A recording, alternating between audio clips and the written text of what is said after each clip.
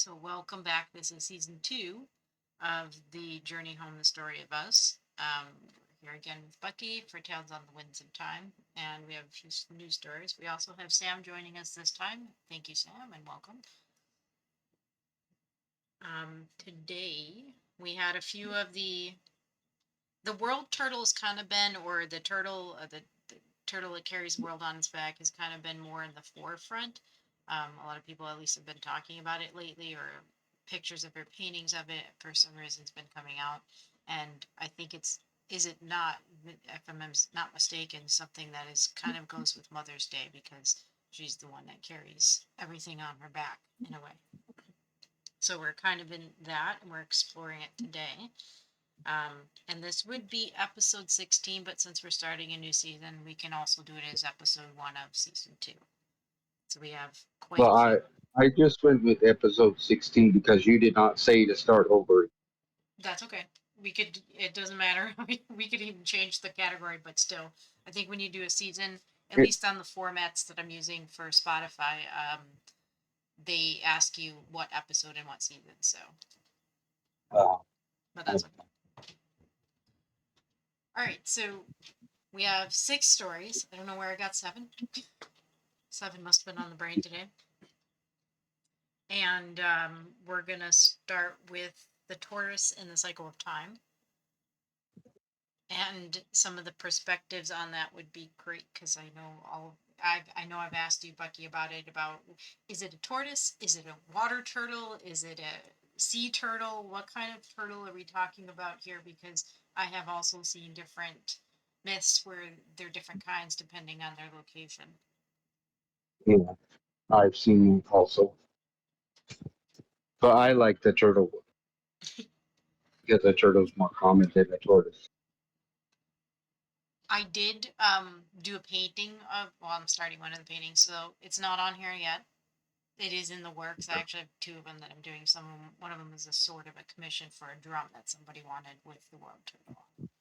So we could Ooh. add that in. Yeah, we could add it into here. And it's funny how everything seemed to be synced. Here we have, I didn't even know this story, The Tortoise and Cycle of Time, was a story you had. And yesterday and today I've been editing my guidebook, and I'm on the certain oracle card that I created called EarthTime. So here we are talking about Earth, world, all of it's kind of in sync at this point. So on this particular card that I'm expanding on for the guidebook, and a lot of the art's in there, and a lot of it even reminds, again, of the shell on the turtle's back, which has specific patterns.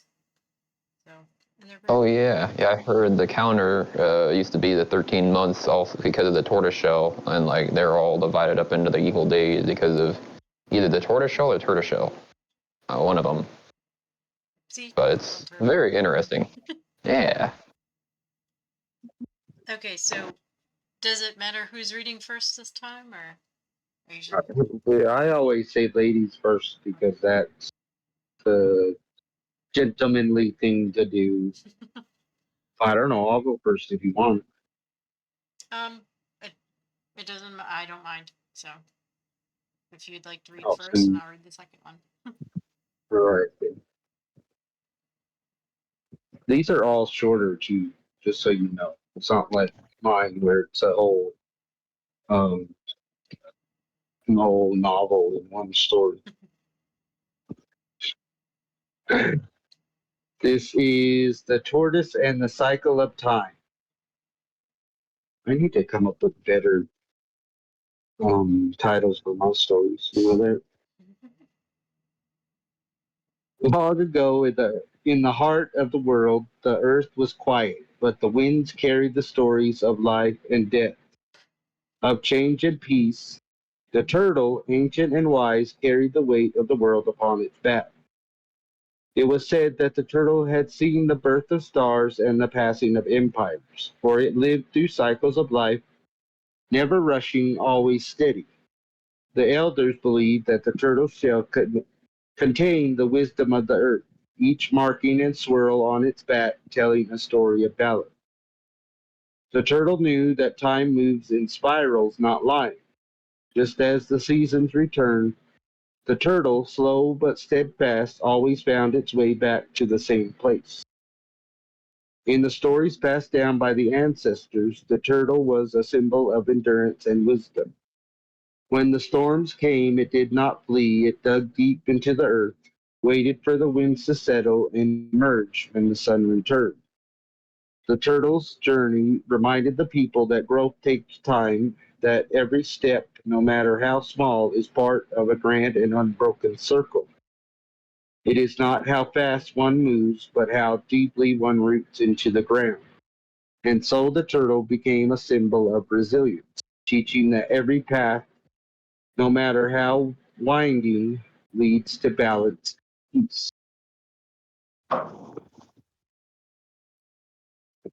So again, we see that, like you said, like Sam had referenced the time cycle on the back of the turtle, um, Yeah. and it is synonymous. Even like I've been diving into other places with other people doing other workshops, Egyptian mythology, and even again going to Mayan mythology, but Egyptian mythology, and you really have turtles in the desert anyway.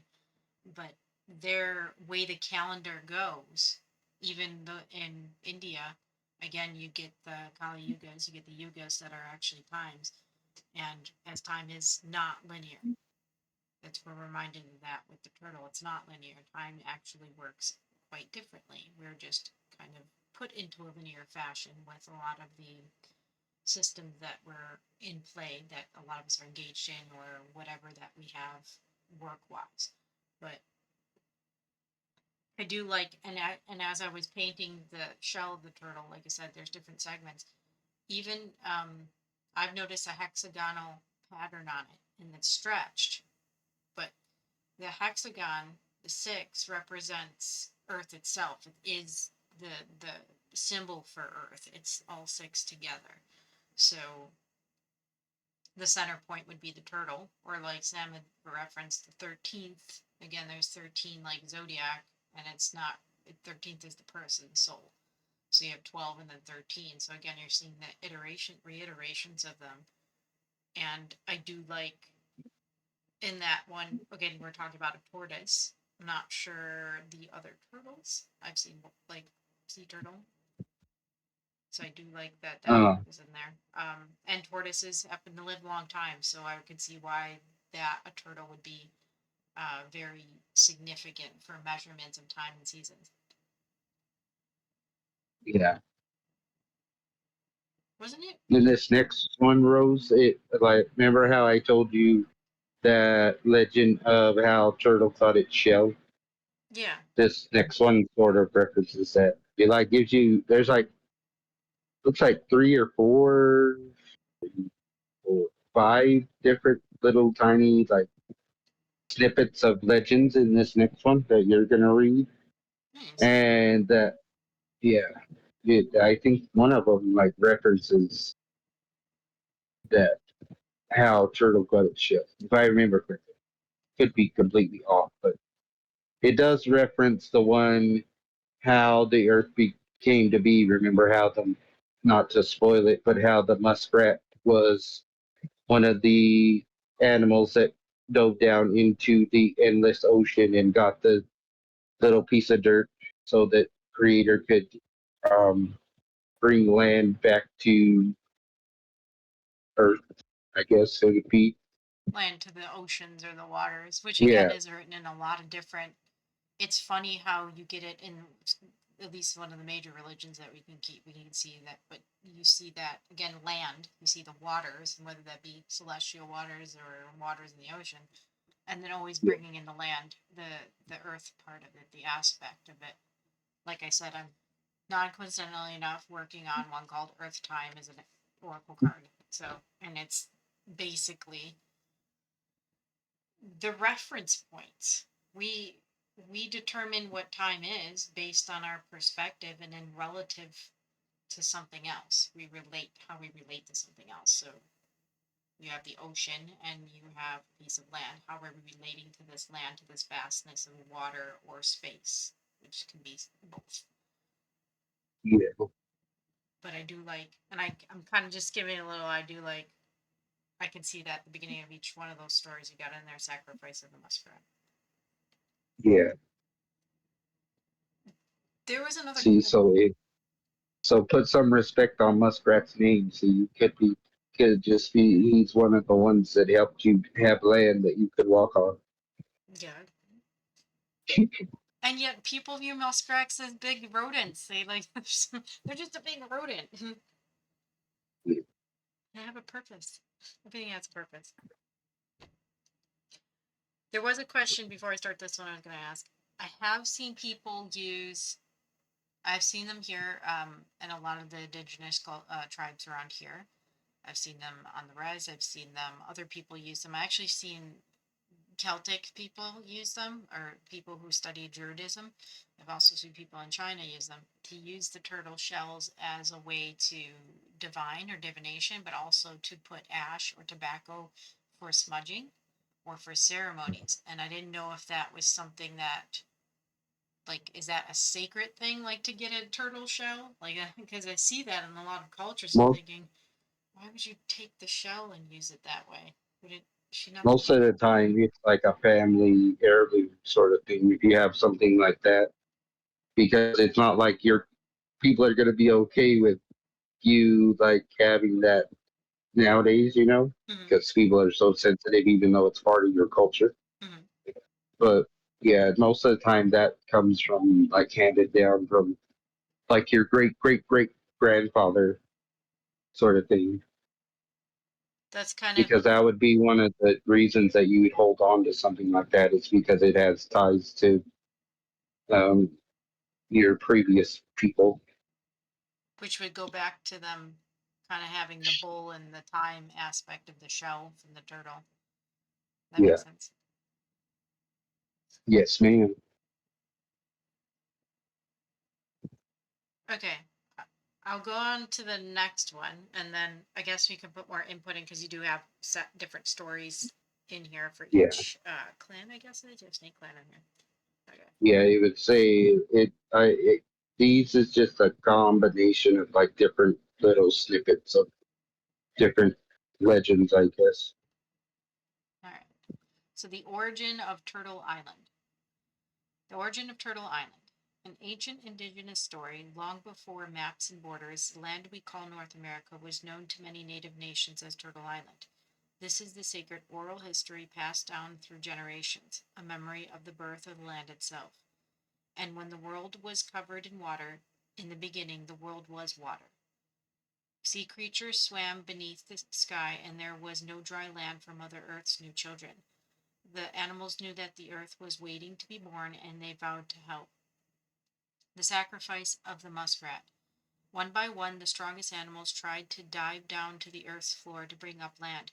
Each failed until the small, humble muskrat swam and swam, risking his life. He grabbed a pawful of earth and floated back to the surface, victorious but lifeless. From his sacrifice, the earth was placed on the turtle's back, and the land began to grow. The rise of Turtle Island. As the earth spread across the turtle's back, the land flourished with plants, animals, and people. This sacred land grew into the vast continent we know today as North America, a living, breathing part of the Great Spirit's design. The Snake Clan, guardians of ancient wisdom. Within Turtle Island, many indigenous nations organized into clans, sacred families that carried specific powers. The Snake Clan held the knowledge of transformation, healing, and earth wisdom. The snake symbolized deep cycles, death, rebirth, and the sacred protection of land and waters. The connection to Mississippi, Memphis, and the mound builders. The Mississippi Delta and the Memphis region were ancient centers of life for the indigenous peoples. They built great mounds, living along the waters, and honored the earth, carrying the traditions of Turtle Island and the sacred clans, including the Snake Clan. First, I was Indian. Now I remember I am indigenous to Turtle Island. Colonizers erased identities through labels: Indian, colored, Negro, Black, African American. But many descendants of the original peoples of this land are now awakening, remembering the truth that their ancestors were and still are the indigenous to the Turtle Island. We are the memory keepers. This story isn't just history, it's a living memory. And there's a really good picture underneath there.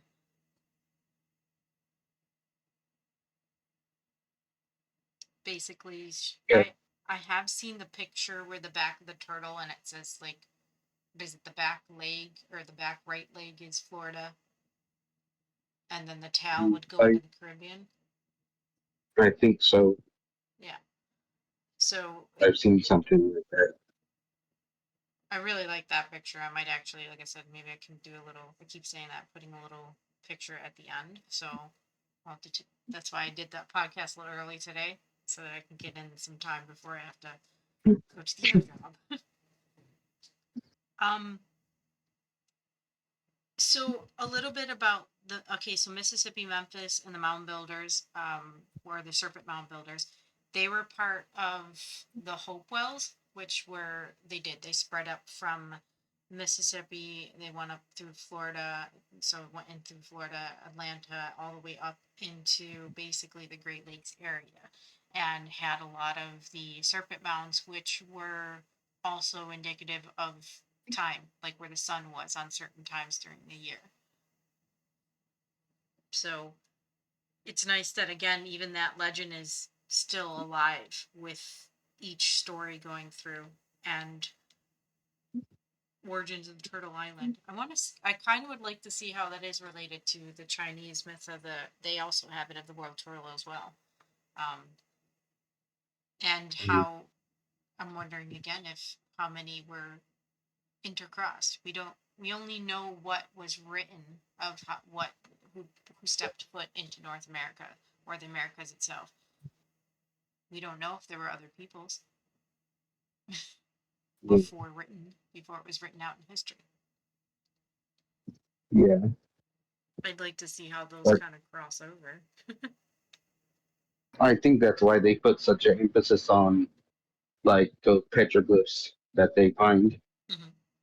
because that could be a way to look. That's why they say that UFOs aren't a new thing. It's more of a thing that's been around for thousands of years. Because you have, um, I think there's even one down where we have some that have the sky people coming down from the sky in their ship, and coming out of the ship and how they looked. I'm pretty sure that's part of it, because I know that there's um the trip. They has that one of them has the big long train on there. It has a picture of that, Mm. and then it has the boogeyman on there. I have to, if you ever come here, Rose, I have to come, you have to come and I'll take you down there and you can see it, and I'll show it to you I'd so love you to can see see it. what the boogeyman looks like. I'd love to see it. But yeah, Yeah. I think I've seen some. I don't know how many things were pictured because I was taking anthropology, archaeology for quite a while. But some of the petroglyphs, again, it does look alien-like, but I know some of them look a little different. And you do get, what is it, Japan that had the ones that came in from the ocean that basically look like little people with almond-shaped heads and eyes, so they kind of look like alien in a way too. But Oh yeah. Everywhere, all the cultures, like they all have so many differences that they have. They also have so many similarities somehow, which is pretty interesting. Like places that had you would think supposedly were not in connection, with each other at that point in time, still have so many things that are maybe not entirely obviously the same, but like just very alien looking. it kind of makes you think, like, because you have seen, like, was it some of the Egyptian, even Mayan ones, they had looked like little helicopters or even planes. We've seen that in the Oh Aztec. yeah, I've seen those. Yeah, Yeah. that look like they have straight up modern day technology. I'm wondering how much of that was either them looking into another dimensional layer. Like I said, time isn't linear, it's more of a cycle. So, how many of how many people were actually, these veils were thinning in between even what's happening now and what would be That's seemingly a past? yeah, It's a possibility. You even have the Bermuda yeah. Triangle. How many of that could just even be a time warp thing? Oh, yeah, that Bermuda Triangle, so fucking interesting. And so many people try to dispute it or write off as certain things. I'm like, I think we've had enough things happen there that there has to be something. I think there's a lot of different nodes on Earth. Again, okay, if we look at Earth as being the back of the shell in a way, you have these, we have ley lines, you have grids, you have places that are nexus of energy. I do remember Oh, reading one here called Keepers of the Western Gate, which would be the Eastern Door. I forget which one it was, but again, along the Great Lakes has its own like Bermuda Triangle as well. There's certain areas oh, of nexus points where, but even the Grand Canyon, like there's certain things that are going on energetically that could be an opening for a wormhole for just a different time to merge two timelines together or multiple different ones.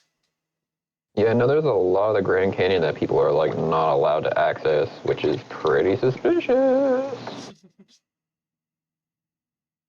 That's because if you go there and then you disappear, what are they gonna do? Be like, oh well, we don't know. They just got lost.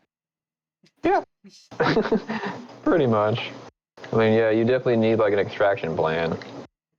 Yeah, that's like here at Skinwalker Ranch there for a while when it wasn't open to the public. After that one guy moved away back in I think it was like the 80s. Then everybody was going there experiencing weird stuff.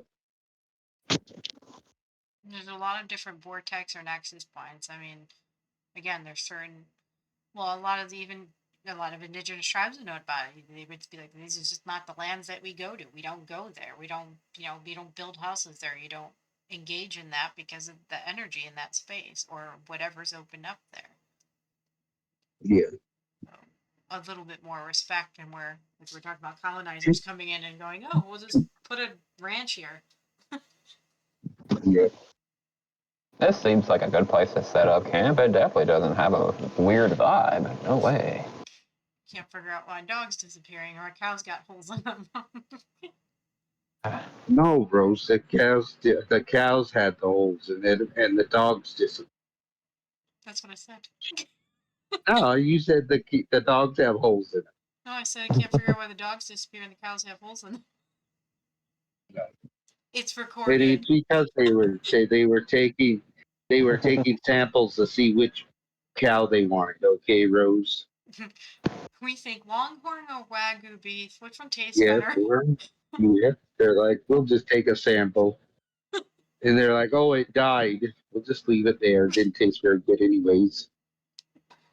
That seems a lot like, again, colonizers coming in and doing the whole killing off the buffalo and just not taking all the meat. We just take the pieces we want, leave the rest. It's like, what? Yep. Yeah, so wasteful.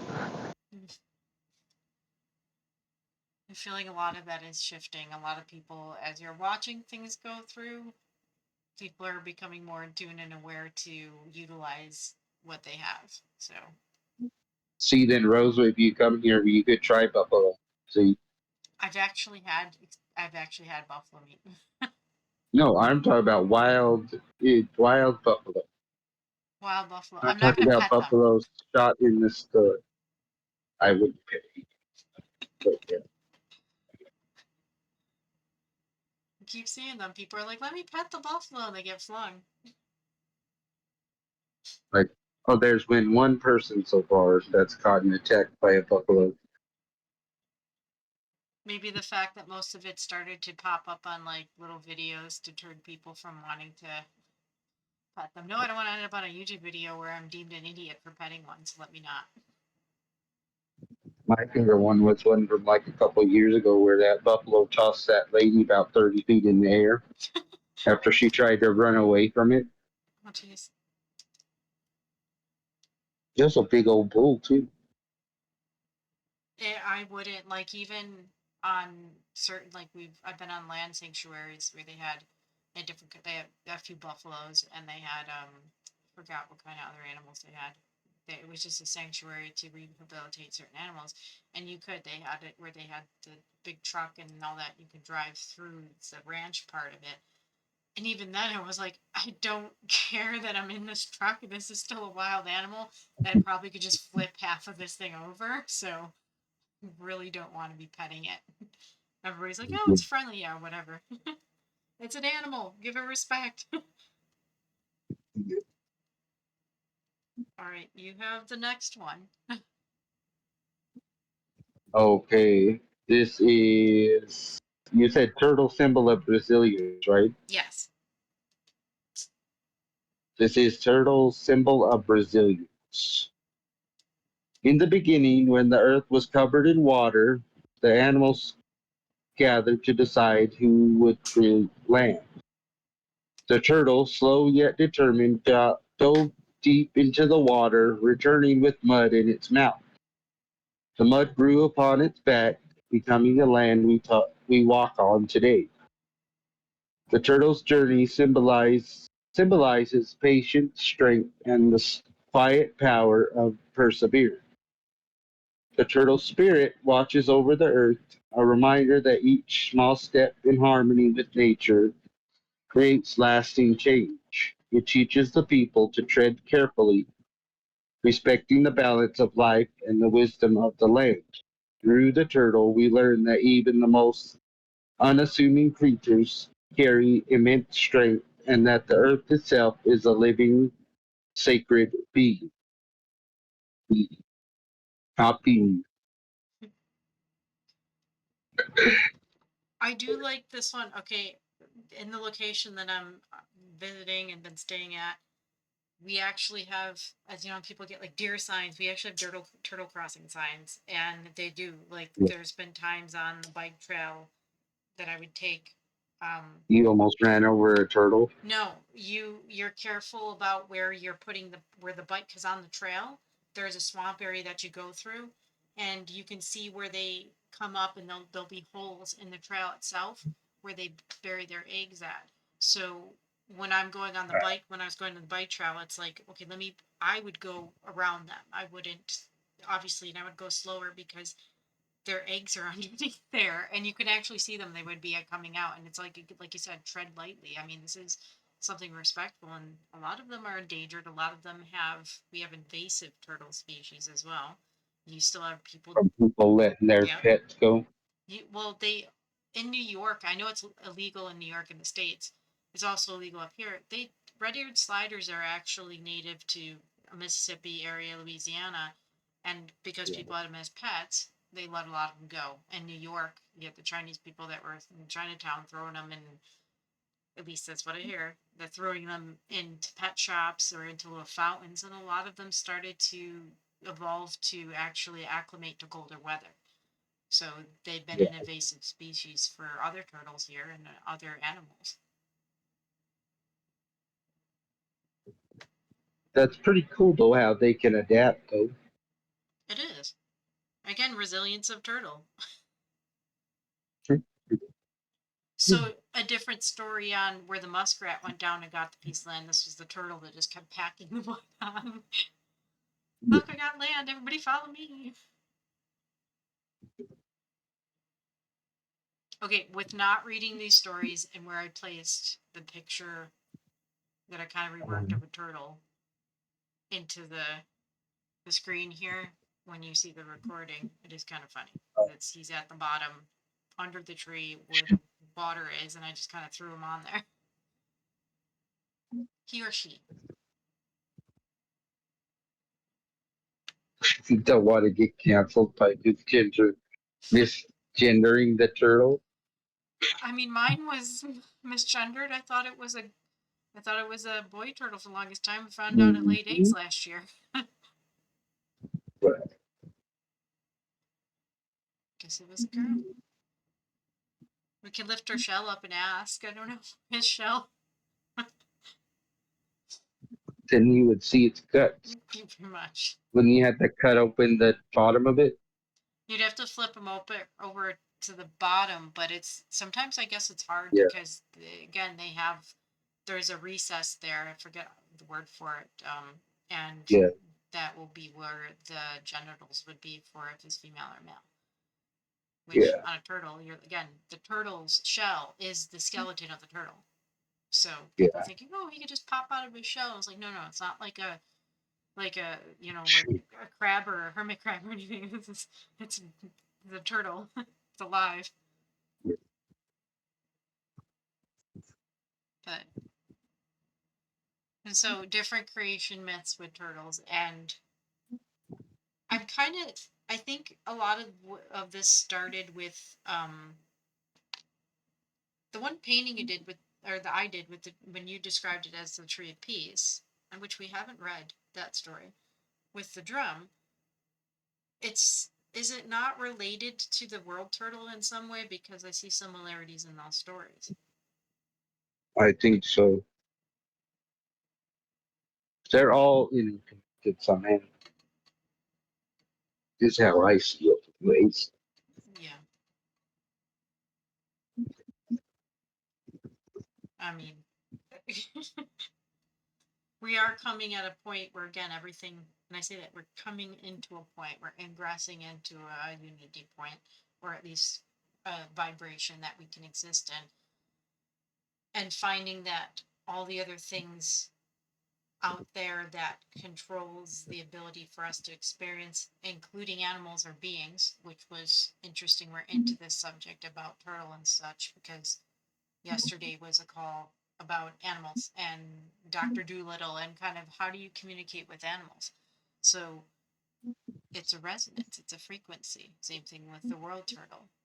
You're seeing this frequency of, and we are seeing animals come back. I'm seeing um, a big turn in the population with frogs and toads here.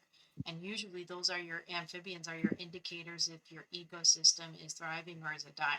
If you don't see any, it means that they're not able to, again, be resilient. They're not able to even just kind of find a way to live. It's too toxic. So we're seeing this big turnaround, this big shift of animals, nature itself coming more into balance. So people coming into balance as well.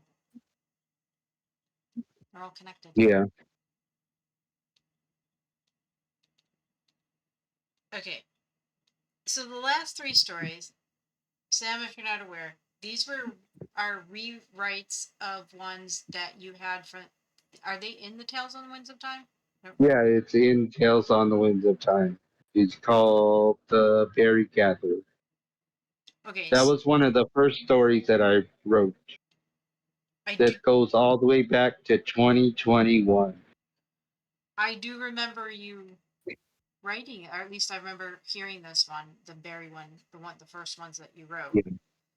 Um, so I can't say if did we record it. I don't know, and I don't know if we did it live because I do remember hearing this one quite often. But you took Yeah. a different spin, and we decided to do, instead of the main character being male, again, we're going into female. So we're seeing how this story would spin, or perspective would might be a little different from a different point of view. Yeah. That's why I asked you, especially, I think it's in the other book, yeah. Is it copyright infringement if you switch around the end part of something that is copyrighted? And you're like, I don't think it is because you're the one that it's copyrighted. Yeah, no, because if you, it would be like, um, somebody actually mentioned the other day, Stephen King, where if you could look at Stephen King's stuff, he often changes the character in a different book series he's writing. He'll bring a character from another series he wrote over and change some of the perspective or the way the character is portrayed in that book. So it's not. I don't think you're not doing anything. It's your characters, your story in a way. Yeah. But I just thought that would be a fun question to see if you would look it up, you know. Be like, I don't know, but we could look it up if you want. I don't believe it's. Like I said, I don't believe it's a copyright infringement on yourself. How can you copyright infringe yourself? I Yes, copyright my own I stuff. don't think. Yes, I don't think you could do that. Did you plagiarize yourself too? I just repeated myself. Oh no.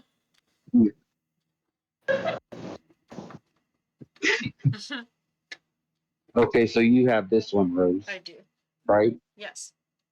Okay, so this one is not just about berries.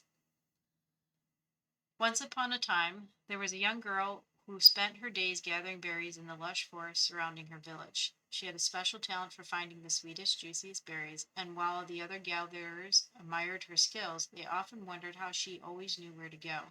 She would smile and share only the slightest hints, not out of pride, but to protect her secret spots from being overpicked.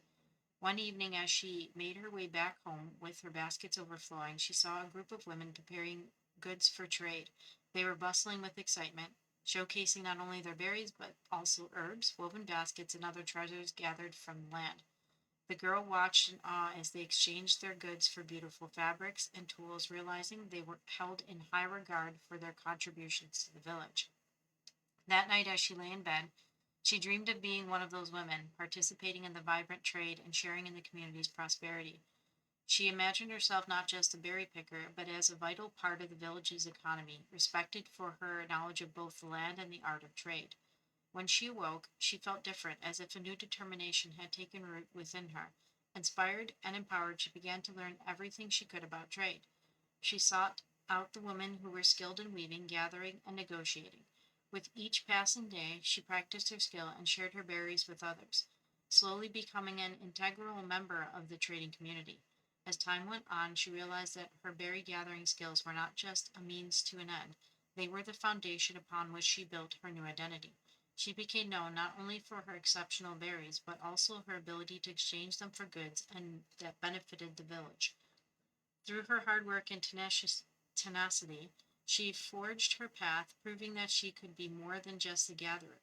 She could be a trader, a leader, and an essential part of her community's legacy. Yeah, bros, it's not all just about berries. No, it's about the service that you're providing. Yeah, Okay, I can say that having gone through an experience similar about, oh, it's just, maybe it's all just about the art. Instead of, wait a second, there's mhm, messages that people are getting in here. There's a way to help people understand themselves through trauma, through therapy of it, through relaxing to be through art instead of just painting. yeah, And then you would find it's out about always more. connection. Yeah, there's always more. Connecting to people. You're connecting to, again, figure out the trade, what people want. Somebody had said it to me once. What is figuring out the environment that you're in? And the word environment is in men's mind. So what is the mindset that people are occupying that they were interested in? That's where you find to connect to people. Yeah. I wonder how much knowledge you could get from trading even like half a basket of berries to somebody back then. Well, you'd How probably long they would want to talk to you. right. It depends on the person. Yeah, I mean, I would think that older people that kind of live alone would probably talk a lot more and have a lot more knowledge. yeah, So depends. yeah. Maybe even learn how to cook, which is a different skill. We're learning what you can make with those berries, preserving those berries. So again, all of these things just on one skill or talent or aspect that a person can take to evolve or branch out in. Yeah. And yes, Rose, this all is historically accurate, this next one, because women were elected to be council people and chiefs and all that. I didn't. Not to spoil it. I did not know that was the next story, but I did know that Yeah, again. It was the roles for males and females were equal at one point. So, yeah. And it happened way more often than what it is recorded in history, which is kind of crazy. they've tried to. You see it in certain religions as well, but you see it in even in society where they try to suppress the knowledge of women or what you would call divine feminine or any of that aspect, which causes an imbalance in the masculine itself and causes imbalance in society. Yeah. It's something that I had an idea about it, but then I had to actually look it up to make sure. So yeah. You have the floor. Feel like that's sexist. Huh? No, I'm not knowing about that. I'm not feminist. Just because feminism would be that they are viewing. Sometimes you'll see it, especially the extreme activism of it, is that they're hurt and they want to be heard, so they're going to suppress something that's masculine. And understanding that the reason that their hurt is there and the masculine's hurt is because the mothers, they carried it down, the same pain, and that went to the masculine, and then that went to the relationship dynamic with between males and females, and that healing and that pain just continued over and over as a cycle. Instead of either one side or the other, it can be a masculine or a feminine, man or woman, can decide to, okay, it's going to stop here, it's going to stop with me healing or masculine healing or whatever it is, it's going to stop with that person. Yeah, I guess if you say so. I didn't say so, but I mean, I can say so. If you say so, there, buddy. Anyway, this is Wanting More. Our story begins with a tale lost to the winds of time. Speaking of a revered berry picker known for her exceptional skill and deep connection to her village. To tell it best, we must start at the beginning. The tale begins with her just having finished gathering a bountiful harvest of berries from the forest, carefully placing them in her woven basket. As she admired her collection, she noticed a tribal councilwoman walking by, surrounded by other council members deep in discussion. This sight prompted her to think, if only I were that councilwoman, I would be surrounded by others discussing important matters and always have a voice in decisions that affected the tribe. That night she went to sleep. When she awoke, she found herself in the role of the councilwoman she had seen the day before. She relished the excitement of council meetings, the respect she received, and the feeling of importance within her tribe. But by the end of the day, she caught a glimpse of the chief. Observing how well she managed the village affairs, this made her ponder. If only I were the chief, with all that power and a grand teepee, I would always have the final say in decisions made for our people. So that night she went to sleep, and when she awoke, she was the chief, enjoying the privileges that came with her new status, from choosing the finest meals to having the best furs and comforts in her magnificent teepee.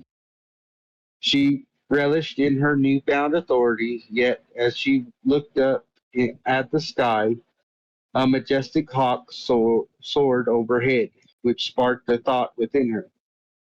Being chief is fulfilling, but with so many responsibilities. If only I were that hawk, I would be free, soaring through the skies, and still considered one of the most powerful beings in all of creation. That night she went to sleep, and when morning came, she was the hawk she had observed gliding gracefully above. Initially frightened, she quickly embraced the thrill of flying. The combination of power and freedom filled her with joy beyond words. As she soared through the sky that day, just before dusk, she spotted a great stag grazing in a clearing, surrounded by his herd. That sight led her to think. This sight led her to think. If only I were that stag, I would not only be powerful, but also a respected leader, guiding the herd each day. So that night she went to sleep, and upon wakening she found herself as the majestic stag she had seen before, standing proudly in the clearing. He, because the male stag is the only one that has horns.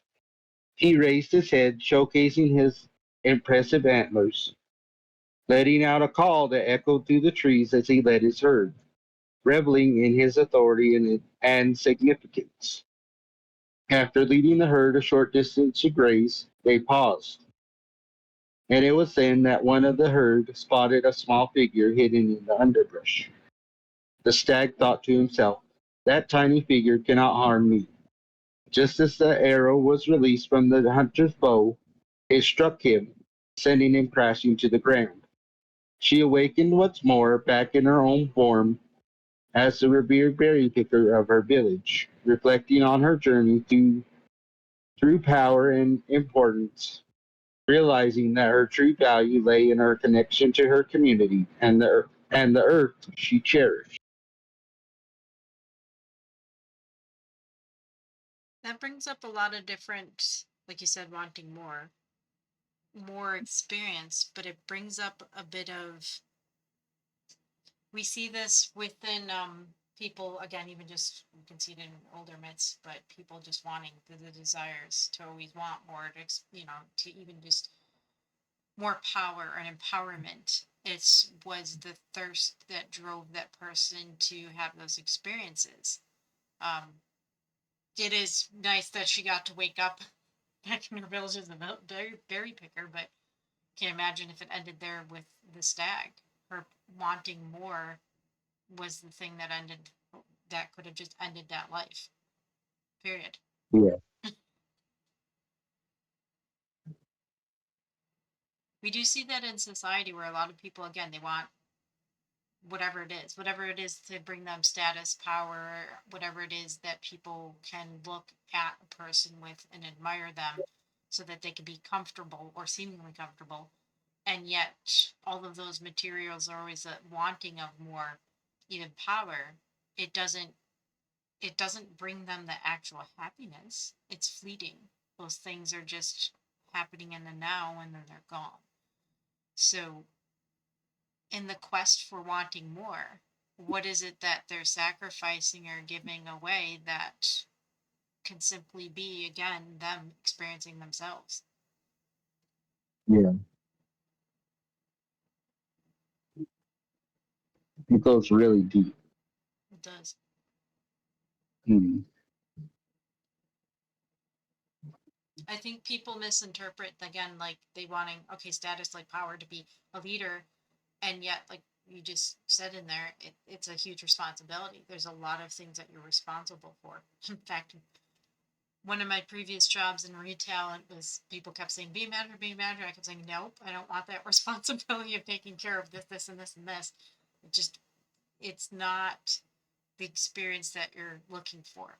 They come to you because you don't, and often ask you those questions because you know the mantle carrying for the responsibility of being somebody that's leading. And most good leaders, they don't want to. They don't want to have that at all. Yeah, so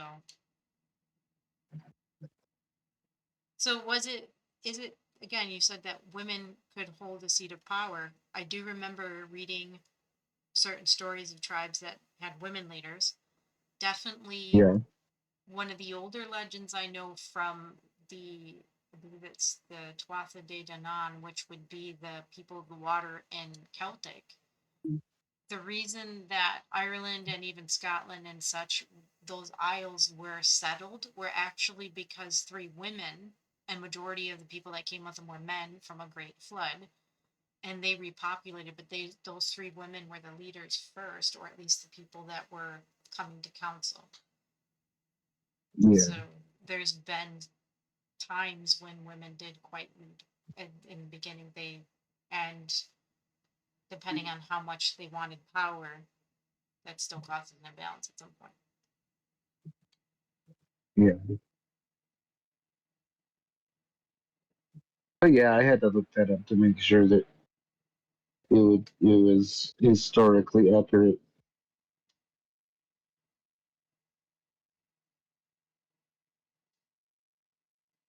So, okay, so we talked a little bit about the feminism part. What are your thoughts on, is there a power, like, what do you see as a power struggle there between people and the feminism wanting to be empowered? How do you experience it, or how do you find that? How do I think about Yeah, gender roles? yeah, Since I was raised basically the old way, I was raised by my grandmother, who, and by my aunts and my uncles. It was all I was raised to where the women took care of the house and the men went to work, and but ours wasn't the way that I when I was growing up. We got money every month, right? So it wasn't like, oh well, we have to all like they make a whole big deal about having to help with bills and everything. Mm. We did it because we had to, not because we wanted to, or because it was a forced thing. It was because we wanted to. I've experienced a lot of that as well. Um, Yeah, with going, so what, like early, like in your teens and stuff, but also maybe into the early 20s before kind of moving on. You yeah, didn't have to go and pay the bills when I was living at home, but I wanted to yeah, because it helped, right? And you're there. So it was something different. yeah, Um, and it did, it helped to fortify at least the family coming in. There's something that you were being supportive of. And it wasn't quite a yeah, role because I actually went to work and like well, like would typically be okay, the men would go to work and the female would stay home and she would take care of the household stuff. I actually went to work and then still came home and took care of stuff, but it just was the role that you're filling in that time. yeah, And it's a different kind of respect for people when you're, yeah, again, not pigeonholing them into a certain role. yeah. Because even as a child, I was still bringing in money every month because I was they were getting part of the money that I was getting every month. So even as a child growing up, I was still he paid the bills in a way. I think a lot of traditional, I mean, if you're looking at Western society, is kind of, but you've had it again. So your uncles and your grandmother, a lot of that is even an Eastern tradition. Again, if you go to like China and Japan and such, and you go to different countries, they live as a family unit. And most of the time, they're not, okay, let's put grandma and grandpa into our home. We're not taking care of them. They would still be part of the family, integral part of the family, all the way up until death. So, Yeah, and you'd have them taking care of the grandchildren. So you can see that there's a different dynamic there. And a lot of I think a lot of the Western culture is disconnected from that. We're disconnected from the family of communication, even in people of a family unit. yeah. Because we took care of my grandfather. He passed away in 1993. He stayed here at the house until he passed away. And then they came and took him to the mortuary, and my grandma and them did all the funeral stuff for him. But he was here until he passed away. And then with my grandmother, she was here up until because she was only at the hospital for maybe like 15 minutes before she passed away. Mhm. And then, but she was here at the house up until like the last, like I said, like she was only at the hospital for like 15 minutes. And with my mom, she passed away here at the house. And so we took care of her up until she passed away.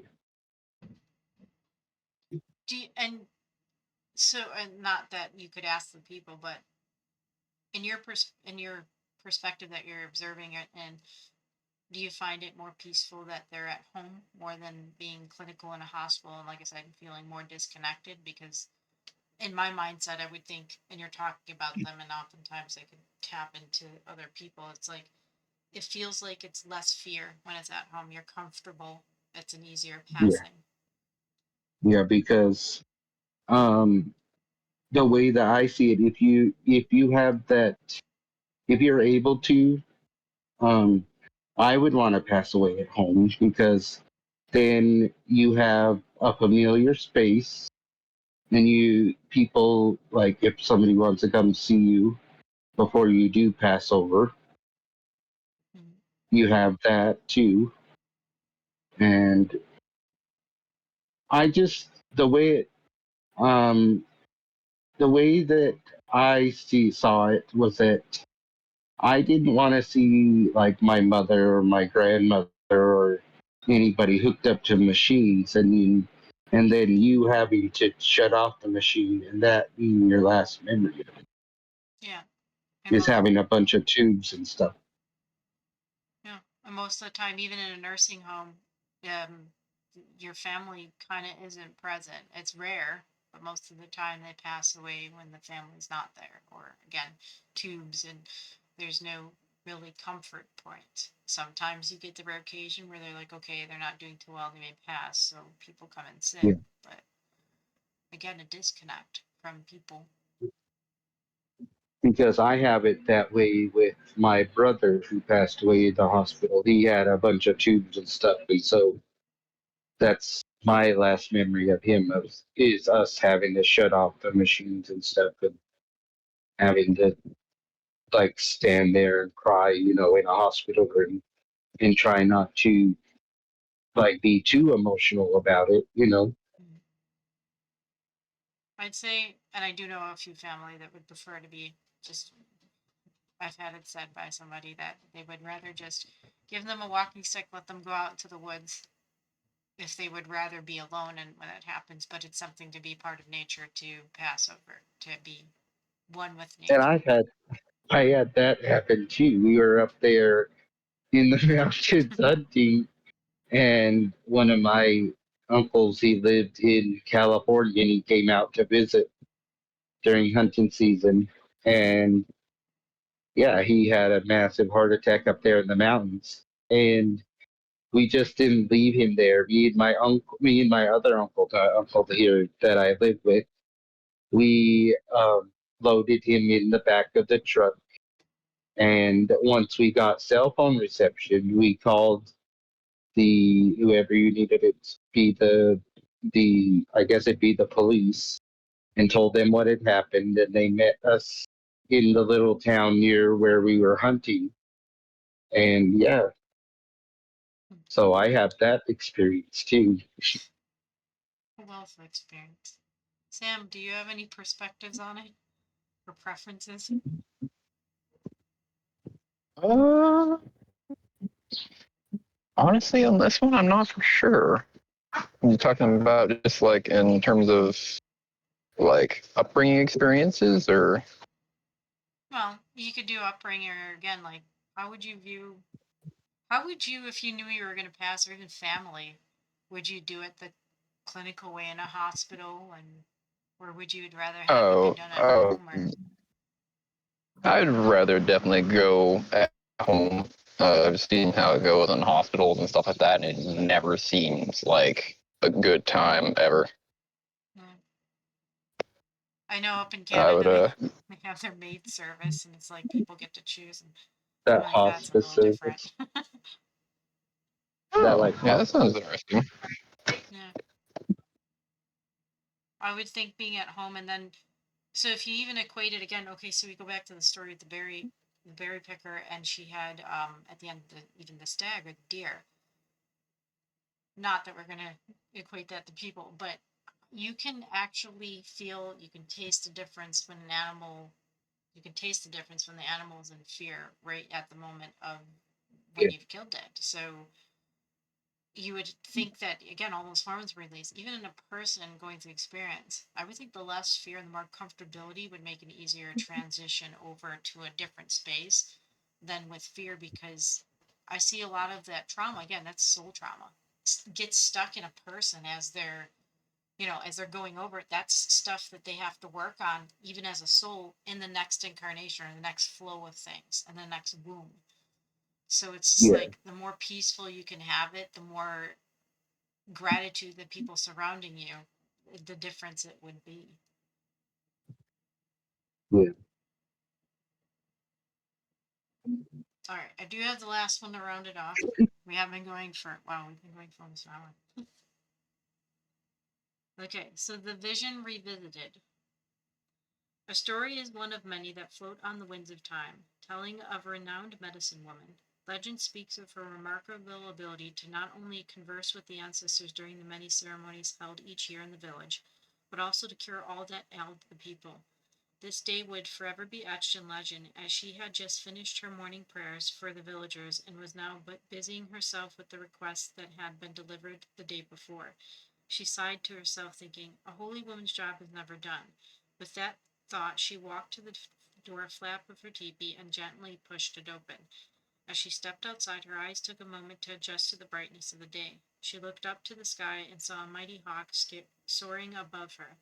Watching the hawk drift across the morning expanse, she felt a profound meaning in this sight, a sign of good fortune and a reminder that she was fulfilling her life's path to the fullest.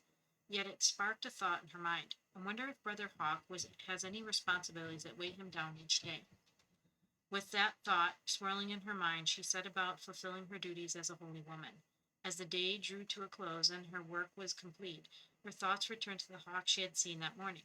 Pulling open the door flap of her teepee once more, she decided to explore this curiosity further. She lit a modest fire in the center of her teepee, just enough for her needs. Sitting at the edge of the fire, she closed her eyes and entered a deep state of concentration and prayer.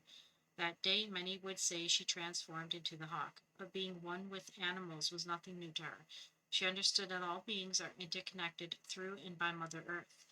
As her vision deepened, she felt and heard everything the hawk experienced, and this transcended anything she had known before. The sensations and sights were overwhelming, yet after a while, equivalent to 2 hours, she found the experience growing less exhilarating.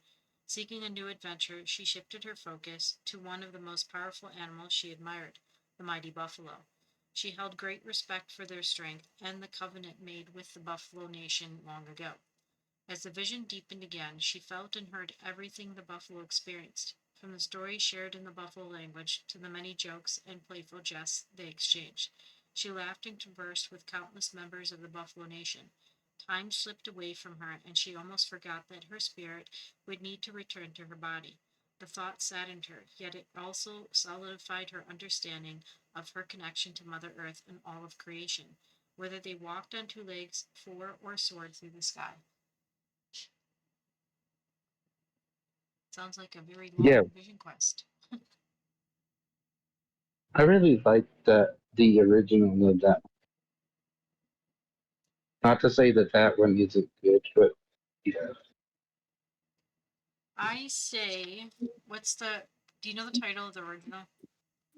the vision.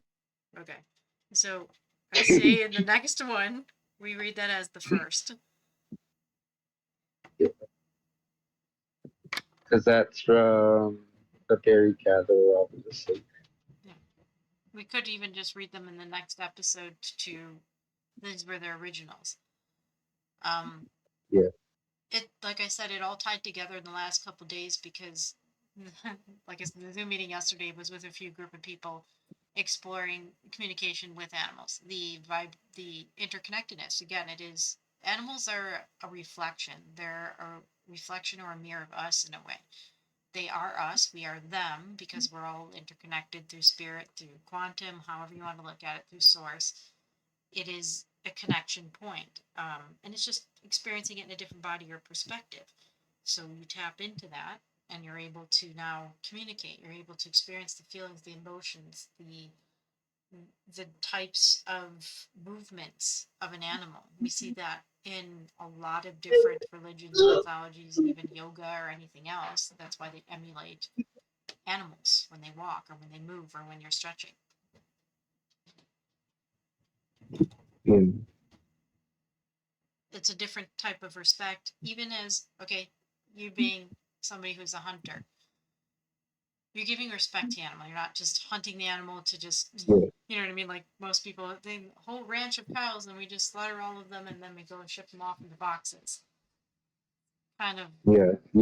We always give thanks for the animal because it's not only going to feed you, but most of the time we help out other family members with the meat.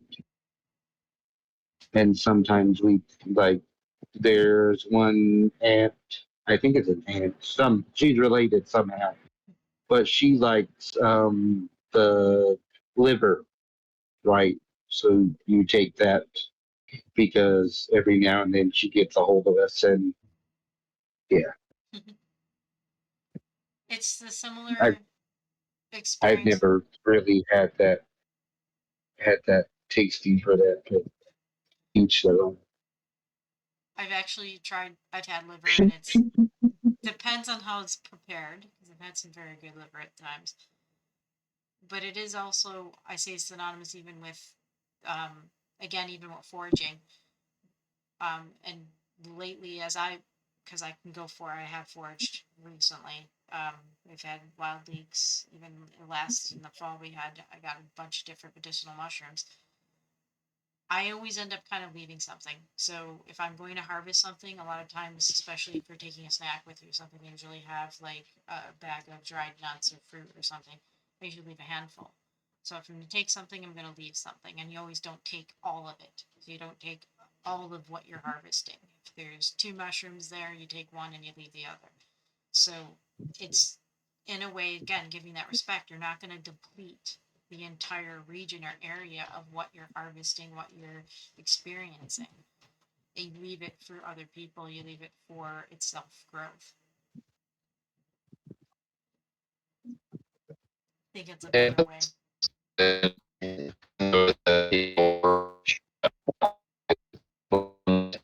That's a robot.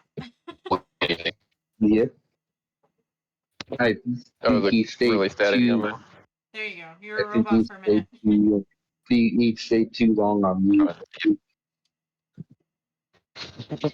Oh, this Try it microphone now. is not the best. It's an headphone. That's one thing I've noticed about like modern society is that a lot of people have forgotten the idea of nature have a chance, and they just take and take and take until there's nothing left to take. True. Yeah, And not everyone's like that, of course, but it just seems like obviously it's gotten worse. Like back in the day, it was much more respectful of nature and stuff, and we've had so many places that are really cool places, and then people just completely trash it to the point where like places, other countries over here, they have to close it down because no one wants to take care of their trash, no one wants to take care of the environment. They just want to go have fun and leave all their stuff there, and it's really disappointing. I understood some of that, but I did because it was still a little bit roboty. But again, he yes. said that places people don't want to pick up their trash and stuff and take care of it, so they had to close it down Yep. We have like, it's like that or here in close it. places. Yeah, because it's like they don't, it's not, it's just even the responsibility, but again, it's almost, it is the consumer mindset. And I had a friend who used to call it the seed of greed. So basically it's this consumer to eat, or consume, whatever it is. Again, always wanting more. Again, whether it be material, whether it be food, whether it be whatever it is a person may establish as an addiction, and anything can be an addiction. And it's the ability to consume it and not care about what you're doing to the environment, to the next person, to the experience itself. It's just consuming. So again, you become this black hole in a way instead of a white hole, which would be the light being that people are walking into or a path on. So some people are. Some people are still in consumer mode. I believe it's shifting though. And I see that heavily because you're watching it happen in a system, you're watching it happen to people individually. Um, we have the 100 monkey effect where again we can talk about something and it seems like it doesn't go very far, but it does. It reaches, you'll see everybody else starting to talk about similar subjects or along the same threads. So it does reach. We are connected in that way. All right, so I'm going to end this episode because I know we're an hour. This was the first of season 2. Would it be episode 16? So we're just going to call it episode 1 of season 2. And it would be a little bit longer anyway. So I'm going to thank Bucky for rewriting some of the stories and having the originals, which we will read in the second one, the next episode, and having allowed me to listen and be a reader. So thank you. And thank you, Sam, for joining us as well.